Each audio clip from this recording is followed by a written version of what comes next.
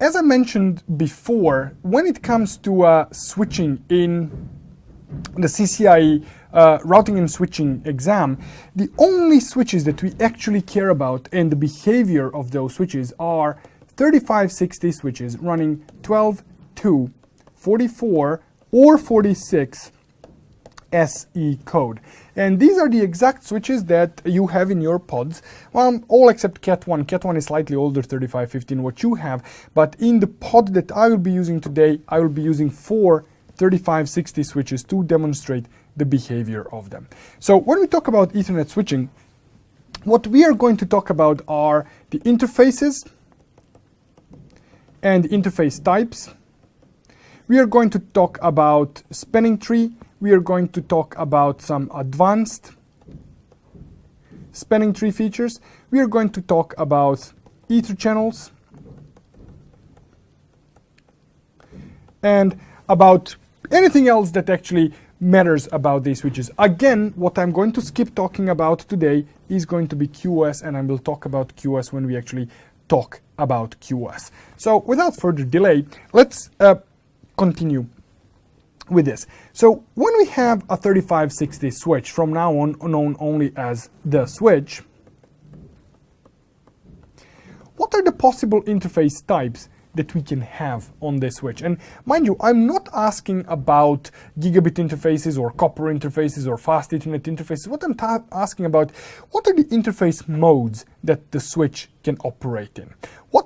How can I configure the interfaces? What are the possible configuration modes for these interfaces? So let's see what you think about this question. Access interfaces. We can have trunks. What else? We can have layer 3 interfaces. Very good. What else? Oh, there is more than that. Well, we can have switch virtual interfaces, but those are not physical interfaces. Those are logical interfaces on the router, but okay, we can have SVIs, very good. We can have monitoring interfaces. Now that's an interesting one. Very good.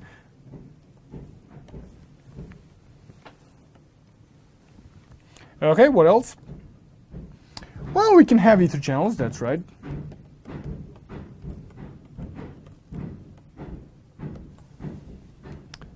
We can have private VLANs, that's very good.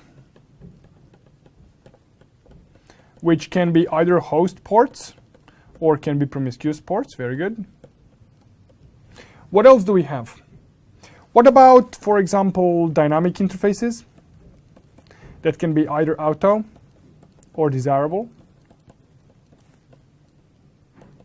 which basically is DTP. We can have that as well. So these are just some of the interface modes. And you can see in about, 30, 40 seconds, we have come up with these answers. So what I'm going to be focusing on mostly today are these interface types here. Now, these interface types here are slightly more advanced, or I'm not going to say more advanced, but they are not really regular. I wouldn't call them regular interface types. This is not something that you will encounter on regular basis, but these access ports and the trunk ports and the layer 3 interfaces, dynamic interfaces, is something that in the CCIE lab you will be encountering pretty much all the time. So when we take a look at 3560 on the switch, the default interface type is dynamic auto. Now, what dynamic auto means is that DTP is enabled, that DTP frames are sent. Now I'm waiting for a ding, someone to complain about this, but the switch is not actively negotiating the trunk. Now, this might sound a little bit confusing, and I wouldn't blame you for that. So I'm saying here that the DTP is enabled on dynamic auto, which is okay, and the DTP frames are actually sent out when the switch is not actively negotiating the trunk. So what's the point of those DTP frames being sent out? And your question, if you are asking yourself or me that question, would be perfectly valid. What would be the point of those frames? There is really no point other than telling the switch on the other side that we are willing to negotiate, but these frames are not actually an act of negotiation. So to show you this in action, what I'm going to do is I'm going to use just a couple of my switches. So I'm going to have, let's say, switch 1 here, and I'm going to have switch 2. They're going to be connected on fast Ethernet 0, 24 on both sides, and I'm going to be using the default configuration on 3560. And as I say, the default is dynamic auto. So let me bring in those switches there. So here I have Cat1 and Cat2, and I have done just minor pre-configuration on these switches. Basically, I have just shut down all the interfaces on these switches except the reason I did the shutdown on these ports is that I want to have only those ports that I care about up. And in my case, this is fast Ethernet 024. So what I'm going to do now is I'm just going to bring this interface out of shutdown here. Oops.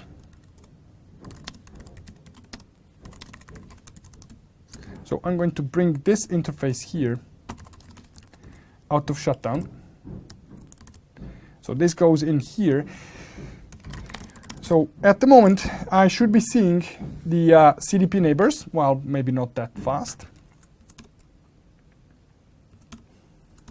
Actually, it's going to take some time for the CDP neighbors to show up here. Oh, there we go. So here I have Cat2 as the neighbor, and here I should be seeing, well, at some point Cat1, but let's assume that that actually worked. So if I run the command show interface fast Ethernet 24 switch port, which is a very, very useful command, I'm going to see what is the current operational mode of this port. Now I can see that the switch port is enabled, which basically tells me that this is a layer 2 port. I can see that administrative mode, how the interface was configured, is dynamic auto, but it is actually operating as the static access port. Now if I take a look at the configuration on the other side, I will also see that administrative mode is dynamic auto, but that the operational mode is static access. So if these frames were indeed sent, wouldn't the switch negotiate the trunk? Well, let's take a look at that. So to take a look at this, what I'm going to do is I'm actually going to run a Wireshark in my pod. So let me just start it up. I should have really started it in advance, but it will take just 1 second to start it up. So here I'm going to bring my Wireshark. There we go. And what I'm going to do now is I'm going to add one more device here. So my Wireshark is actually connected to switch 1. So there is my Wireshark box.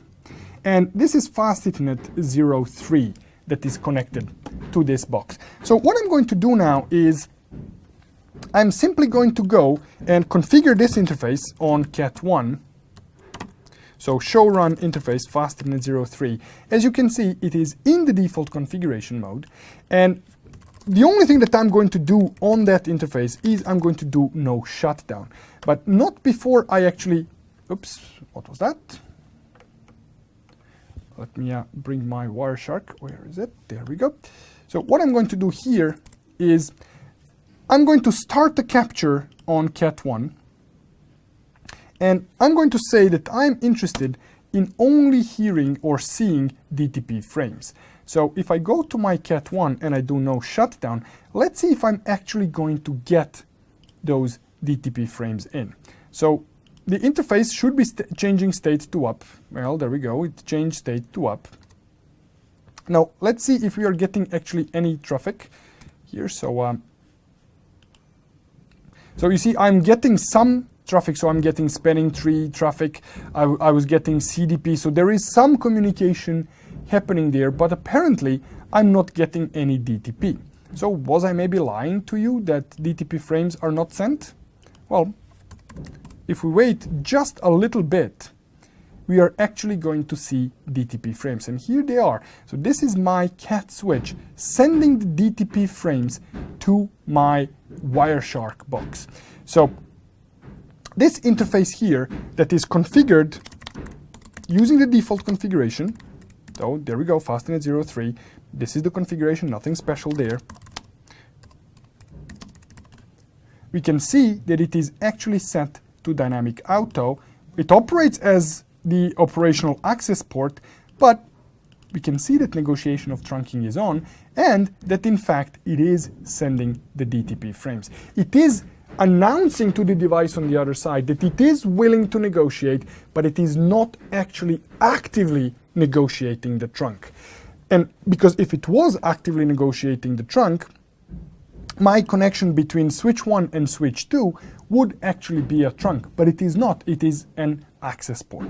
So if I wanted to use DTP to actually make this interface a trunk, I would need to make at least one of the sides desirable. So let's do that. Let's make this connection here operate as the trunk. So I'm going to go to interface Fastnet 24 on either switch. That's okay. You don't have to do it on both. And I'm going to say switch port mode dynamic desirable. When I do this, the line protocol will change state to down, and then the line protocol will change state to up. There we go. And if I do show interface Fastnet 24 switch port, what I will be seeing here is that now the administrative mode is dynamic desirable on this switch. The operational mode is now trunk. And this is where we reach an interesting bit. It says here that the administrative trunking encapsulation is negotiate and that they are actually operating as ISL trunks. This negotiate is something that I want to talk about. We all know that on Cisco switches there are two trunk modes. They are ISL and 802.1q. Now, ISL is Cisco proprietary and 802.1q is standard. But less widely known is the third mode, which is negotiate. And this is operating only when interface is dynamic. That means when the interface is enabled for DTP. This mode, I have a nickname for it, is I don't care mode. Which means that switch is telling the other device on the other side, okay, I'm willing to be a trunk, but I don't really care which trunking mode we use. Are we going to use .1q or are we going to use ISL? It's all the same to me. Now, if both switches are in I don't care mode, this means that they are both supporting ISL and .1q. You will never have negotiate mode sent by a switch that doesn't support ISL. Now, if the switches support both ISL and 802.1q, the preference will be given to ISL. That means if both of them are in I don't care mode, they're actually going to fall back and use the ISL. So basically, the possible combinations that you have here is that, let's say, trunk encapsulation and DTP. So these are the possible combinations that you can have. You can have negotiate that speaks to negotiate. Then you can have negotiate that speaks to ISL. You can have negotiate that speaks to .1q. You can have ISL that speaks to ISL. You can have ISL that speaks to .1q. And you can have .1q that speaks to .1q. Now, if we have this situation here, the trunk will be OK and the negotiated protocol will be ISL. In this situation here, you are also OK because this side here doesn't care. This one requires ISL, which means that we will negotiate ISL. Similar situation is here. The trunk will form, but we will use .1q because this side doesn't care and this side here uses .1q. This is also okay situation, clear as daylight, ISL, ISL. Now, if one side requires ISL and the other one requires .1q, this is the situation when we are not okay, because there will be no trunk here, because this side requires ISL and this side requires .1q. None of them is willing to negotiate the trunking encapsulation. Now, in the last example, when we have .1q on one side and .1q on the other side, we are again okay, and in this case, we'll be using .1q. So these are the possible combinations of trunking encapsulations if you are trying to use .1q and actually negotiate the trunk on two sides. Now, another important thing to know about the DTP are the possible modes. We can have it in desirable mode, we can have it in auto mode, and we can have it in on mode. Now, when you create the trunk, when you say switch port mode trunk, you are actually still running the DTP. Again, let me show you that. So I'm going to go back to my terminal here, and I have that interface facing my Wireshark. So I'm going to say here, let's start by shutting it down, and I'm going to say switch port trunk encapsulation.1q, switch port mode trunk. So now I'm enabling the trunk on this interface. And if I do no shutdown, if I do show interface fastnet03 switch port, what I'm seeing here is that the administrative mode of the interface is trunk. That means we are not really willing to negotiate the trunk or not trunk. We are the trunk. We can see that operational mode is down. Well, okay, let's try again. That operational mode is trunk, and administrative encapsulation is now set to .1q, and the operational mode is set to .1q, but negotiation of trunking is still happening. So let me take a look at this. So I'm still running the capture there. I'm just going to, okay, let me just restart the capture. So there we go, Control R, restarting the capture, and take a look. I'm still, okay, so maybe need to apply this. Let's wait a little bit for DTP to start arriving, just as before. It's going to take a couple of seconds. Of course, whenever I want to reproduce something right away, there we go, just as I cleared it. So if I apply the filter, there we go. You see that even in the mode on, we are actually sending the DTP frames. So now this switch is running the trunk, but we are still sending the DTP frames. So this is why I say that you have 3 modes of operation in DTP. Now, given that the encapsulation is matched, that the trunk will form based on this table, let's see which of these modes are going to result in an operational trunk. So what are the possible combinations? We have, so let me see DTP mode combinations. So we have desirable and desirable. We have desirable and auto. We have auto and auto. Oh, sorry, I think I'm missing one, so let me just delete this stuff very quickly. So we have desirable and on. Then we have auto and auto. We have auto and on, and we have on and on. In the case of desirable and desirable will be okay, and the trunk will also be okay. Bear with me, this is going to make sense a little bit later on. Now, if we have desirable and auto, this is okay configuration. The trunk will be negotiated correctly, and the trunk will be operational. If we have desirable and on, again, we are going to be okay, unless we actually have a mismatch in the operational mode, in the trunk encapsulation mode, because we can easily imagine the situation. Hold on a second. I think I lost my table here. just 1 second, I do apologize. So here, imagine that this on here was, for example, using .1q, and that this side here was using ISL. If that was the case, this is obviously not OK configuration, and there will be no trunk negotiated on the desirable side, but this side here will actually be a trunk. Why? Because it is not negotiating. It will always be a trunk. So we might actually have a mismatch going on there. Now, if I have auto and auto, there will be no trunk.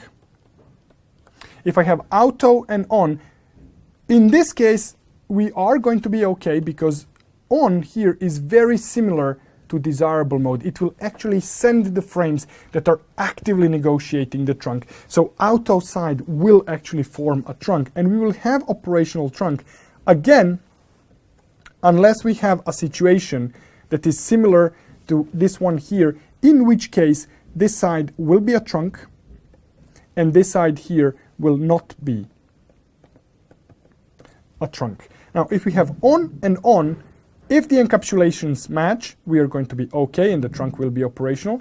But again, if we have a mismatch, let's say that this side wants ISL and this one wants .1q, if that is the case, we are not going to be okay, and this side is going to think it's a trunk, this side is going to be a trunk, but there will be no operational traffic passing through because the encapsulations won't match on these two sides. The next thing that I'm going to talk about, we are still on the subject of DTP. So DTP has a relationship with VTP, and VTP is VLAN trunking protocol.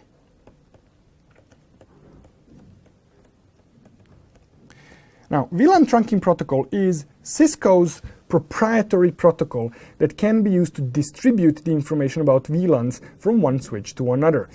As far as you are concerned, for the RNS lab exam as it is right now, you care only about VTP version 1 and VTP version 2. There is also a VTP version 3, which is not supported on the equipment that you will have in the lab. Actually, it's supported by the equipment, it's just not supported by the version of the iOS that you will have in the lab. So the only thing that we care about are VTP 1 and VTP 2.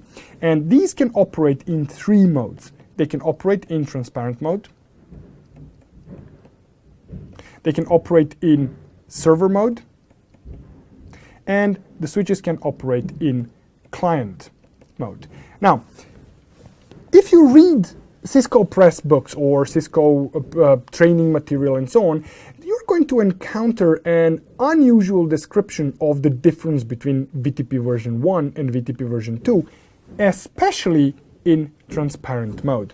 Now, one of the things that I will send you together with the files at the end of the day will be a link to a blog post that I have written in which I actually dispel with this myth about the difference in behavior between VTP version 1 and VTP version 2 in transparent mode. So as far as 3560 switches are concerned, with the version of code that you will have in the lab, VTP version 1 and VTP version 2 behave in identical manner. So what are the characteristics of the transparent, server, and client mode? In transparent mode, VLANs can be created. Let me create a table. So local VLAN creation, or let's say modification. Remote VLAN modification. That means, can the update from the network change the configuration on our network? So in transparent mode, and let's add VTP packets are forwarded in this mode. So let me just quickly modify this. So here I'm going to have transparent, server, and client. And let me add one more field here. So I'm going to need some space to do that. So one more field that I'm going to add here is high VLAN numbers. Actually, I'm going to add one more. Just remember that like we can always add more stuff to the tables. Tables are good. So let me then change this a little bit. So high VLAN numbers. And that's basically VLAN numbers above 1005. And here, advanced features. Like, for example, private VLANs. So in transparent mode,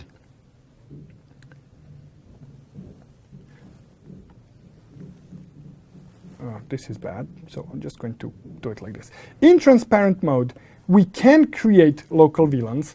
However, the remote VLAN updates are not allowed. That means that the switch will receive the the VTP update. It will receive the update from the network, but it will completely ignore it. It will also not send any updates to the network. So it's kind of operating in a similar fashion that to VTP being turned off. It's not off, but it still operates there. The packets will be forwarded. That means if the switch receives an update from one other switch, it will actually send it to other switch if domain matches.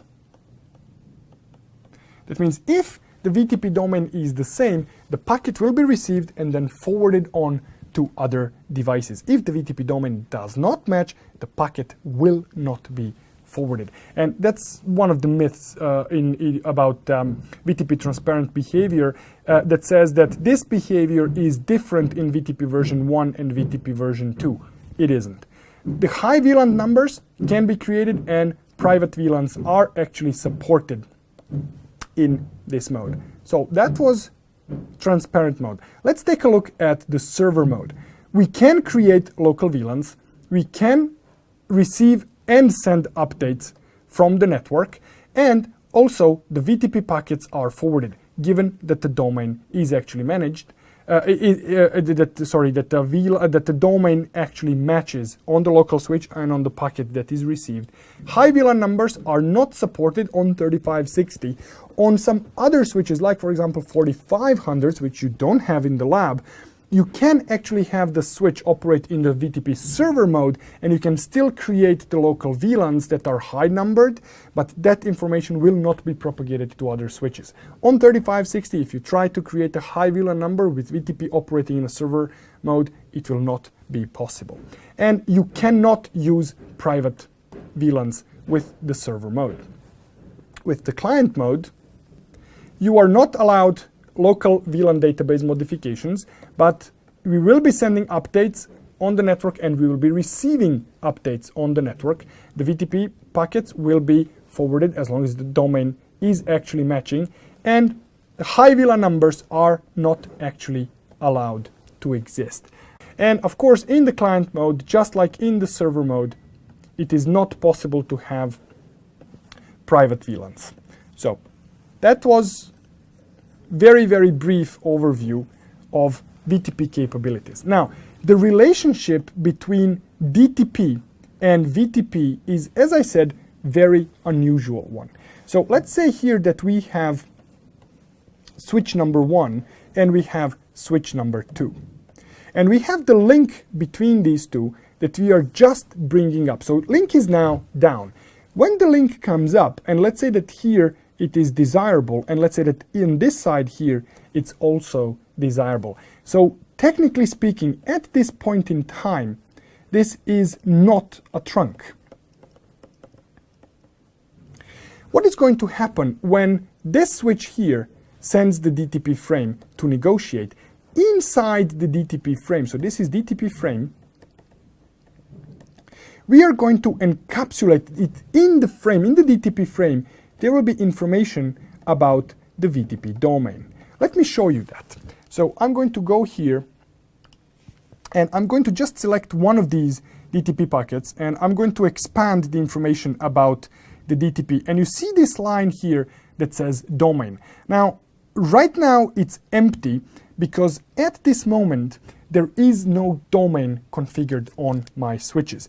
So if I go back to my cat1, for example, if I do show VTP status, I'm going to see here that that is actually true information. There is no configured VTP domain. And this is a very special case on Cisco switches, because VTP operates in a very, very unusual mode when you don't have the VTP domain. Even though this is a server here, and Cat2 is the server right now. So if I do show VTP status, I can see that this is a server, but also it doesn't have any domain. And we also have the trunk running between them. So show interface trunk shows me that between them I actually have an operational trunk. If I go to Cat1 and I say, for example, create VLAN 100, I will see that VLAN 100 was created on Cat1, but on Cat2 here, that information is not propagated. The reason for that is that this is actually an incomplete VTP configuration. What I need to do is I need to set the domain. So this is a very, very special situation now. So on Cat1, what I'm going to do now is I'm going to say VTP domain Cisco. So now we can see that the domain is changing name from null to Cisco. Now when I go to Cat2 and if I do show VTP status, I can see that Cat2 actually learned the domain from Cat1. And this is the special behavior that I was talking about. Only when we receive the update, a VTP update with a non-null domain, we are going to actually learn the VLANs. And now in my Wireshark captures that I'm going to show you just in a second, I should be seeing now that the domain is actually set to Cisco. So we can see here that the domain says Cisco. So now these frames are sent. Let's go to Cat2 and change the domain. So VTP status, VTP domain IP expert. Now I can see that I'm changing it from Cisco to IP expert, and CDP is now going to start complaining because I have a mismatched domain between my two switches, but that's not something I care about. Let me go to FastInet24 and I'm going to shut it down. So I'm shutting down the link between Cat1 and Cat2. Now I'm going to bring it up. And when I bring up the domain, when I bring up the interface, what I'm going to be seeing now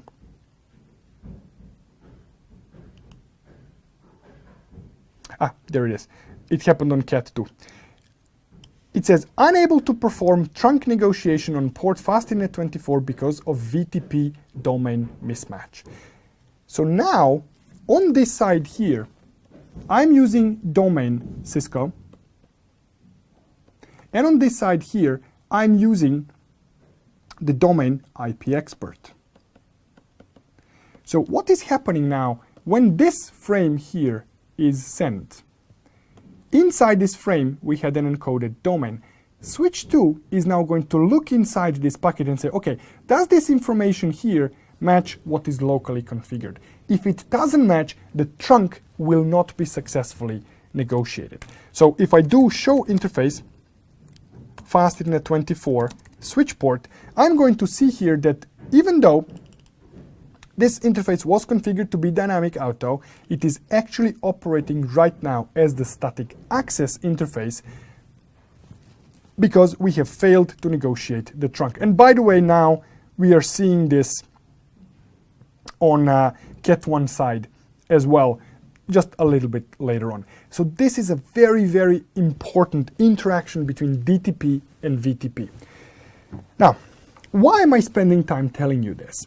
Because in real life, you are most likely not going to be using either one of these protocols. But in the CCIE lab, remember, these are Cisco's darlings. Cisco likes DTP and Cisco likes VTP. In the lab, they could ask you to perform dynamic trunk negotiation. And you are going to configure this, and they might actually have the logging disabled on the console. So you're not going to see this error message, and you're going to be pulling your hair, and you can see I'm actually out of it. You're going to be pulling your hair out. Why are my trunks not being negotiated? And the reason for that is because your VTP domains don't match. So be on the lookout for this. Now, while I'm on the subject of VTP, there is one particularly nasty thing about VTP that you are probably aware of. It's something that has a nickname of VTP bomb. Now, VTP bomb is when you have a switch, let's say in our case, switch 1, that is configured as client, or it could be server, it doesn't matter, but it must be client or the server, that sends the update to the network that actually deletes the VLANs on switch 2. So if we take a look at this table here, take a look at the client part here. I said it receives the updates from the network, but it also sends the updates on the network.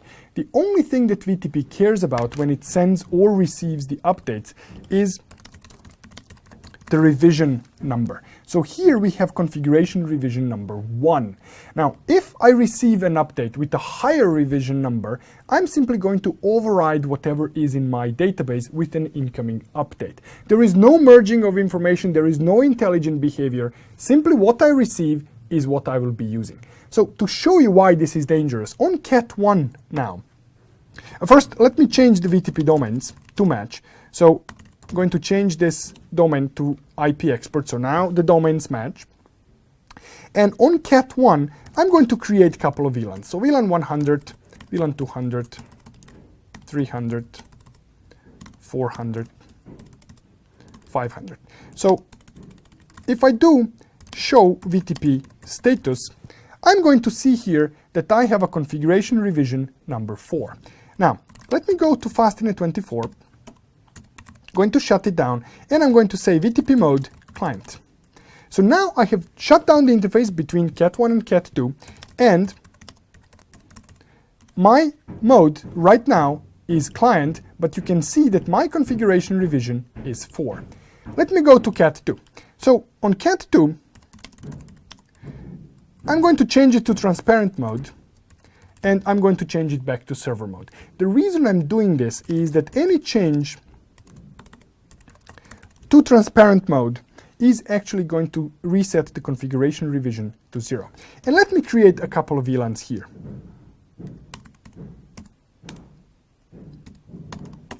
So by couple VLANs, I actually mean 100 VLANs. So if I do show VLAN here, I have created 100 VLANs. So here they are. If I take a look at the show VTP status, the revision number is going to be 1. Now, the reason why revision number is 1 and not 100 is that I have created this 100 VLANs in a single operation. So any operation on the database is a single revision number changed. So here I have VTP server with the domain IP expert. On Cat1, I have a VTP client with domain IP expert. Let's bring the interface between them up. So I'm going to say no shutdown. The interface changed state to up. The line protocol changed state to up. And if I go to Cat2 and do show VTP status, take a look at this.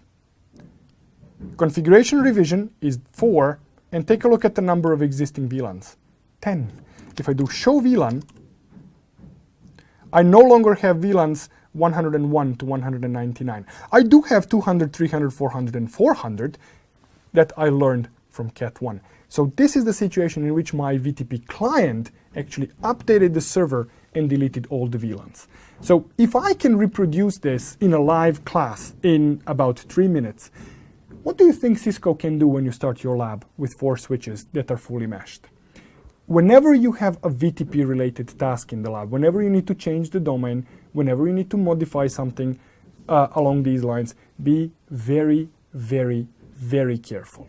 So, how can you actually correctly approach this task?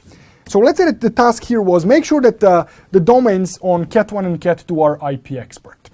Okay, so I know that, and don't delete any VLANs. So I know that here on Cat2, I had 100 VLANs.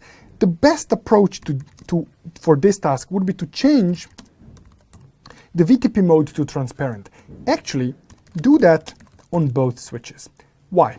Because then you can do show running config, and in the running config, you are now going to see the VLANs in the running config. So what you can do is you can go to your notepad and you can paste the configuration from one switch, go to other switch, paste the configuration from here without actually looking at it, then change this one here to VTP mode server, change this one here to VTP mode client, and then go to the server and blindly just paste this back in. Why do I say blindly? Because I really don't care what's there. Because what I'm doing now, I'm actually merging two databases. In my case here, they were identical, but in your case in the lab, they may or may not be identical. The interesting question here is, would that work if you hard-coded the ports to trunks, but domains were different? Well, when you have hard-coded trunks, they're not negotiating anything. So they will be trunks. Now, this behavior that I was just showing with VTP bomb, this has nothing to do with trunks being or not being negotiated. Now, if the trunks are negotiated, if the trunks do come up, the VTP messages will be sent across. Now, if the domains don't match, the two switches will not accept each other's messages. So, like ships in the night. Oh, you are in domain Cisco? Okay. Oh, you are in a domain IP expert. I'm not seeing you. Now, the only time when they're actually going to listen to each other's updates is if the domains match. So if the trunks were hard-coded and domains didn't match, you would not have this problem because your VTP is inoperational in that network. This was brief introduction to VTP. I mean, you don't need to know it in much greater detail than this. Now, one more thing about VTP that, I mean, you should really, be aware of is that you can configure the authentication for it. The command for that is VTP password, and you can set the password. And if you forget what the password is, the command is show VTP password. And if it's not configured, it will actually tell you that the password is not configured. So, not much point spending too much time there. This is the most important thing about VTP. Be on the lookout if you are starting the lab and your domains don't match, and if the lab tells you that a certain domain needs to be configured, be on the lookout because you could be actually, by mistake, deleting some VLANs. Now, keep in mind here that they're going to tell you something along the lines of, okay, make sure that your domain is Cisco and don't delete any VLANs. So you go in there and you notice that something like, along these lines happen, and you think to yourself, okay, so I have the VLANs. You look at the diagram and you see which VLANs are in use and you're fine. Well, what if there were other VLANs added to the database that are not actually in use by the lab? So the lab requirements didn't say don't delete any VLANs that are in use by the lab. The lab instructions were very simple. Do not delete any VLANs. So this is what you've done. But there is no way for you to recover from this situation if you have actually deleted those VLANs, because those deleted VLANs were not actually documented anywhere. So again, be on the lookout for this. So going back to my two switches here, if I take a look at show interface switch port, show interface FastNet24 switch port. So I have talked about these things here, and I also talked about the negotiation of trunking a little bit. So this line here tells me that DTP is actually turned on this trunk. But how do I turn it off? How can I turn off the DTP on an interface? So here is the question for you. How do I turn off DTP? What I'm hearing here are answers along two lines. One is switch port no negotiate. So let's just write these down. Turn off DTP.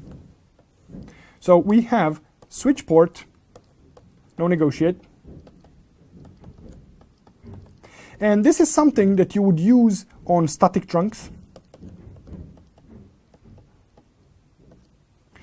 Then we have switch port mode access.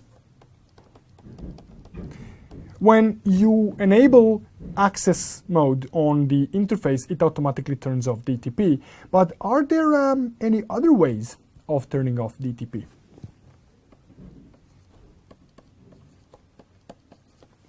I'll give you a hint.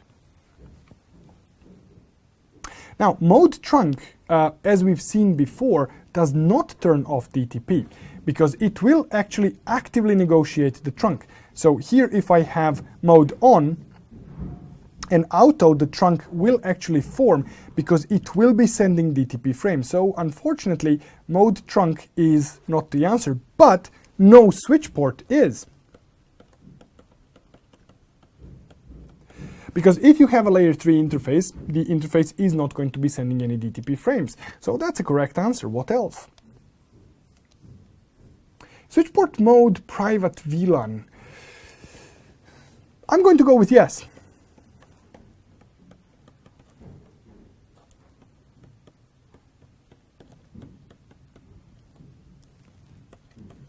Let me add more.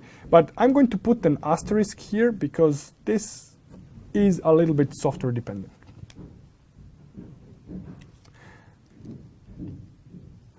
Switch port mode .1Q tunnel. Now .1Q, well, yes, technically speaking, yes. Switch port mode .1Q tunnel. Let's add more.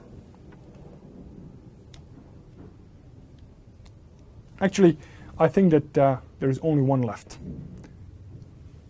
But this one, you have to think way outside the box.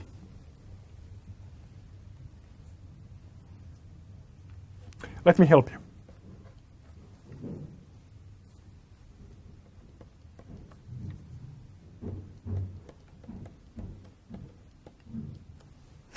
If you shut down the port, it won't be sending any DTP frames. Now, of course, I'm joking with this last one. Well, I'm not joking, it's true, but it's not really an operational mode. But still, we have 5 ways of turning off DTP, and it's very important to know when to use one of those. But the most important thing to take out of this is that none of these here are switch port mode trunk.